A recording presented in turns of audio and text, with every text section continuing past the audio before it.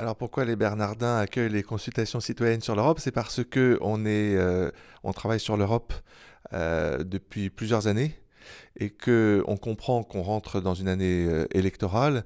Et ce qui est important aujourd'hui, c'est de débattre et de débattre sans parti pris. On a tendance forcément dans notre groupe de recherche à être avec les spécialistes, les pro-européens, etc. Et on s'est rendu compte qu'on n'écoutait pas suffisamment ceux qui ont un problème avec la construction européenne. Et là, l'initiative de cette consultation citoyenne pour l'Europe, c'est justement de dire bah, on n'est pas tous d'accord sur tout et il faut en parler.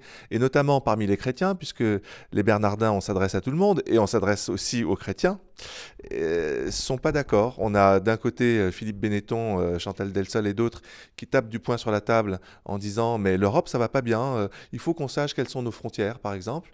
Et puis il y a ceux qui au contraire nous disent bah c'est pas si grave de pas savoir quelles sont les frontières de l'Europe. Au contraire, ça montre que l'Europe est dynamique et que s'il y a des gens qui veulent intégrer l'Union européenne, c'est que précisément ils trouvent que on est bien en Europe. Donc voilà, on voulait que les uns et les autres discutent. On fait ça avec les Semaines sociales de France qui ont organisé eux aussi une consultation, enfin plutôt un grand colloque sur quelle Europe voulons-nous. Donc voilà, on veut échanger, dialoguer et essayer de trouver des synthèses, des solutions, des propositions. Donc c'est ça qu'on fait ce soir.